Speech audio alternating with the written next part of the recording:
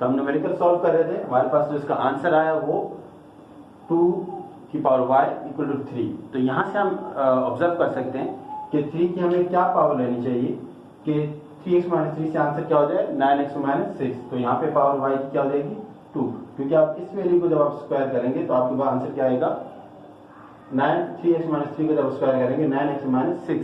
तो ये क्या हो रहा है स्क्वायर टाइम क्या हो रहा है इंक्रीज हो रहा है। तो अब आप इसको रिलेशनशिप आप कैसे बताएंगे, इसको आप नोट करें।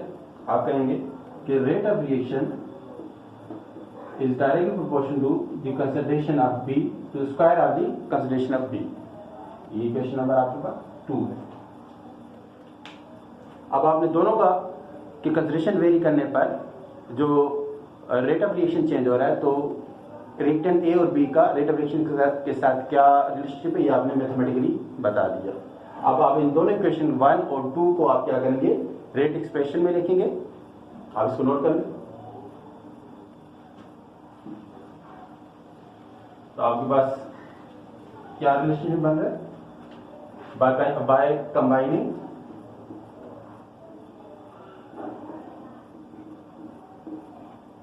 Equation 1 and 2। so rate of reaction would be equal to directly proportional to concentration of A and to the square of the concentration of B। तो यहाँ पे आपका रेट एक्सप्रेशन क्या हो जाएगा कि concentration of A and B का square. ये रेट एक्सप्रेशन जो है वो आपने एक्सपेरिमेंटल डेटा की बेस पे कैलकुलेट किया। So this rate expression is known as rate law. The rate expression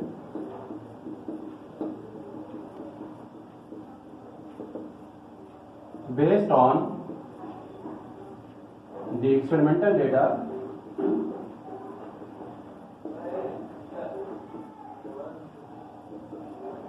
is called rate law। अब इस रेट एक्सप्रेशन को हम प्रूव भी कर सकते हैं। प्रूव कैसे करेंगे, जो आपके पास टेबुलर डेटा है उसमें हर एक्सपेरिमेंट का आप रेट कांस्टेंट की वैल्यू फाइंड कर लें। तो तीनों एक्सपेरिमेंट 1, 2, 3 में जो रेट कांस्टेंट की वैल्यू है वो इक्वल ए की जैसी आनी चाहिए, क्योंकि हम ये पढ़ चुके हैं कैरेक्टरिस्टिक ऑफ के में कि the rate constant does not change at a given temperature when the concentration of reactants are change.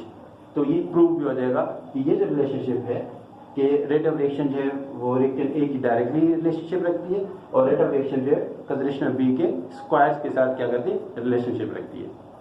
तो ये न्यूमेरिकल नंबर 1 है। आप इसके बाद हम क्या करते हैं एक न्यूमेरिकल नंबर 2 को भी सॉल्व कर लेते हैं। ये आप नोट कर लें। नेक्स्ट न्यूमेरिकल में क्या है डेटा,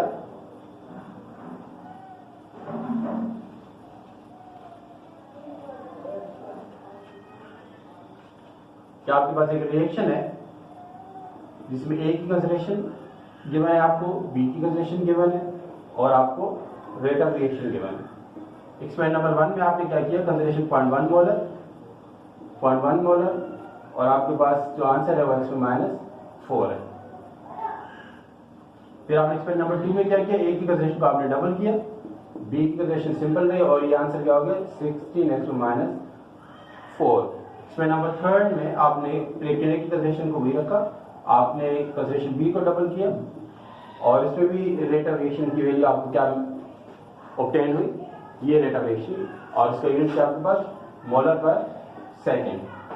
इसमें भी आपने क्या करना है कि किस तरह रेट ऑफ रिएक्शन जो है वो रिएक्टेंट ए की कंसंट्रेशन और रिएक्टेंट बी की कंसंट्रेशन पे इफेक्ट कर रही है या उसका रिलेशनशिप है। तो सबसे पहले हम रेट ऑफ रिएक्शन का और कंसंट्रेशन ऑफ ए के दरमियान रिलेशनशिप बताएंगे। तो सोल्यूशन इसका कैसे करेंगे,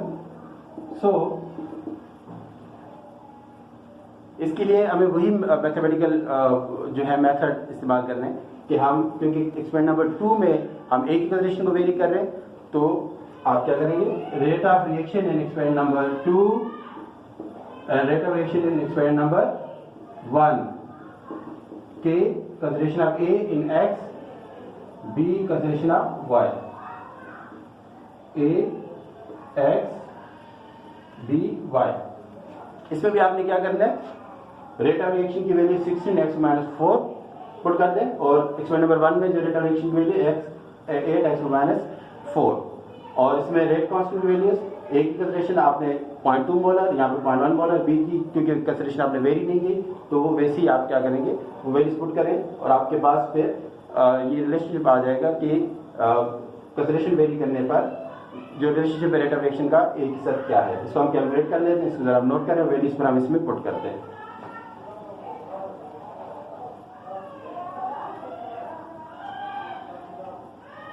इसमें आप पुट करेंगे value 16 exponent -4 divided by 8 exponent -4।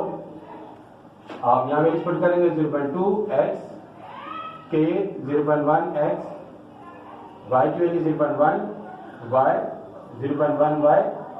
ये वैल्यू क्या हो जाएंगे, कैंसिल हो जाएंगे और k से कैंसिल। आपके पास क्या आंसर आ जाएगा इसमें, ये आंसर आ रहा है 2 और ये क्या हो जाएगा आपके पास इसमें 2 की पावर x। तो यहाँ पे x की वैल्यू क्या है 2, क्योंकि यहाँ पे 8 की जो रेट ऑफ रिएक्शन है वो क्या हो रहा है, डबल हो रहा है। तो इसका मतलब 2 की पावर क्या होनी चाहिए, यहाँ पे आपके पास 1 होगी। जिससे आप क्या रिलेशनशिप आपके पास रेट ऑफ रिएक्शन का रिलेशनशिप आ रहा है कि है the rate of reaction is directly proportional to the concentration of E। ये आपने फर्स्ट एक्सप्रेशन फाइंड की। इसी तरह आपने रेट ऑफ रिएक्शन और कंसंट्रेशन ऑफ बी के दरमियान रिलेशनशिप बताना है, उसमें भी आपने यही फार्मूला यूज करना है। ये एक्सपेरिमेंट नंबर 1 का rate of reaction and rate of reaction experiment number 2। लेकिन बी का रिलेशनशिप बताने के लिए आपको यहाँ पे एक्सपेरिमेंट नंबर 1 और एक्सपेरिमेंट नंबर 3 का डेटा यूज करना होगा, उसमें रिएक्टेंट ए और बी कंसंट्रेशन चेंज करने के लिए। इसको आप नोट कर लें।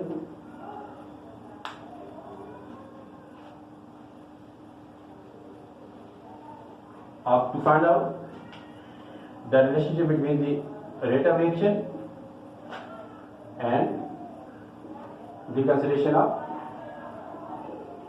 B। और उसमें आप क्या करेंगे, रेट ऑफ रिएक्शन जो experiment number 1, experiment number 3 divided by rate of reaction and experiment number 1 equal to K concentration of A power X B power Y। K A की कंसंट्रेशन X B और यहाँ आपके पास भी answer क्या है 8x-4 और 16x-4 और यहाँ पर भी क्या आपके पास 8x-4। इसमें k कैसे कैंसिल हो जाएगा। आप यहाँ पे वैल्यूज क्या करें 0.1 पावर x 0.1 पावर x, यहाँ 0.2 पावर y 0.1 y, ये क्या करें कैंसिल। तो इसमें आपके पास आंसर क्या है, इसको अगर आप डिवाइड करें 6x-4 तो इसके बाद भी आपके पास आंसर जो है आप इसको नोट कर लें ताकि मैं इसको आगे ऊपर से यहाँ सॉल्व कर लूँ। तो ये आंसर आपके पास आ रहा है, इसमें भी आपके पास आंसर 2 इक्वल टू 2 की पावर y। तो यहाँ पे क्या है 1। इसका मतलब क्या है कि the rate of reaction is also directly proportional to the concentration of B। अब आपने दोनों रेट ऑफ रिएक्शन और कंसंट्रेशन ऑफ ए और रेट ऑफ रिएक्शन और कंसंट्रेशन ऑफ बी के दरमियान रिलेशनशिप बता दिए। तो आप इसको क्या कर सकते हैं, इसका रेट एक्सप्रेशन लिखेंगे और वो रेट एक्सप्रेशन जो है हम उसे रेट लॉ कहते हैं, क्योंकि आपने एक्सपेरिमेंटल डेटा की बेस पे आपने रेट ऑफ जो है वो रेट एक्सप्रेशन को फाइंड किया, तो which is also known as, which is also called rate law. तो इस फाइल को याद रखिएगा कि रेट एक्सप्रेशन और रेट लॉ में क्या डिफरेंस है। तो अब आप इसको क्या लिखेंगे, by combining equation number 1 and 2 the rate of reaction for the given reaction is directly proportional to the concentration of A and concentration of B। तो ये क्या हो जाएगा dx/dt equal to K A और B, which is also known as rate law। उम्मीद है students के जो आपको कैलकुलेशंस कराई गई हैं ये आपको समझ में आ गई होंगी। इससे रिलेटेड जितने भी आपके पास अगर एक न्यूमेरिकल आपकी बुक में और गिवन है आप उसको भी सॉल्व कर सकते हैं। इसके अलावा 5 ईयर्स के अंदर जो जितने भी क्वेश्चन है पास पेपर्स में आपके पास आए तो आप इसी मेथड को यूज कीजिएगा और आप जो है वो रेट लॉ को फाइंड कर सकते हैं। और इसके बाद आप क्या बता सकते हैं ऑर्डर ऑफ रिएक्शन। अब इसमें क्योंकि पावर 1 और 1 है तो इसका ऑर्डर ऑफ रिएक्शन क्या होगा 2 होगा। इसके अलावा इससे पहले जो न्यूमेरिकल आपने सॉल्व किया था उसमें ऑर्डर ऑफ रिएक्शन आपके पास क्या आ रहा था 3, 1 + 2 = 3। ओके, अस्सलाम वालेकुम, अल्लाह हाफिज़।